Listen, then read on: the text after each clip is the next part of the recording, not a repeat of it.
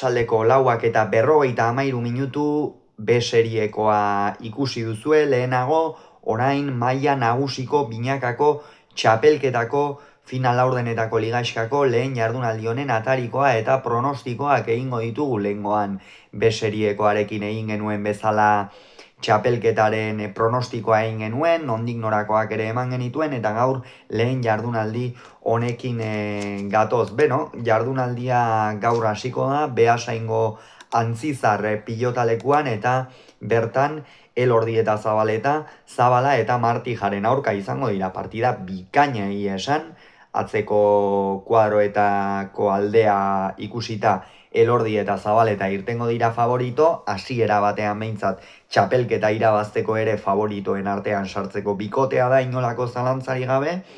Elordi oso momentu honean dago, egia da aurrekoan Bilbon iztu eta oso on batekin topo egin zutela Rezustak eta biek, eta Lasok ere partida oso ona jokatu zuen. Baina, hor Elordi aurrean nik uste Zabalari komeriak sortzeko gaitasuna baduela, eta atzean Zabaletak iruditzen zait dominatuko duela gehienetan, eta horrek ondorioz Elordiri abaguneak sortuko dizkio. Bestalde, Zabala eta Martija bikotea Zabalarentzat oso egokia izan daitekela iruditzen zait. Zabala urrutitik ere asko sartzea gustatzen zaion pilotaria da, eta Martijarekin beharko du, askotan atzelariak gehiago izango direlako, kolpez, eta ea horretan lan horietan zer moduz moldatzen den. Gero ikusi dugu azken urte honetan ere esango nuke fisikoki gorakada ipagarri bat eman duela Zabalak. Ea zer gertatzen den. Hemen Elordi eta Zabaleta favorito. Bihar Logroñoko Adarraga pilotalekuan partida ederra hau ere, Altuna eta Ezkurdia, Peio Etxeberria eta Rezustaren aurka. Txapelketa nagusian estreinaldia izango dute, hainbeste hitz egin den Altuna eta Ezkurdia bikoteak. Eta beno, hemen Peio Etxeberria eta Rezustea ikusten ditut favorito. Iruditzen zait atzean Rezustak atzetik Altunari asko kendu diezaiokela, ondorioz Altunari asko kentzen badio, ikusiko duguea Joseba Ezkurdiak zenbateraino eusteko gaitasuna duen, baina hor behar bada iritsi daiteke puntuan non Peiok ere aurrean erritmoa ezarri dezakeen, Jokin ala ere saiatuko da alduen guztietan sartu eta Peioren eskuin hori bilatzen, hankazulo handiena Etxeberriak hortxe baitauka, baina Morales gainezka iritsiko da zenotzeko aurrelaria, lauterdiko txapelketa irabazi berritan, gainera oso ongi jokatzen, joko bola da honean, eta atzean gainera beti bermea ematen duen pilotari bat izango du Rezusta, eta zer gertatzen den partida honetan. Igandean agoitzen, Jakak eta Iztuetak Larrazabal eta Mari Ezkurrenaren aurka jokatuko dute, hemen Larrazabal eta Mari Ezkurrena ikusten ditut favorito, txapelerako hautagai nagusiak ere eurak ikusten ditut. Larrazabal orain arte irregularra izan da, bi haue gainera San Fermin torneokan ez zuten funtzionatu, baina iruditzen zain Mari Ezkurrena pila kargatuta, indar beteta iritsiko dela txapelketara.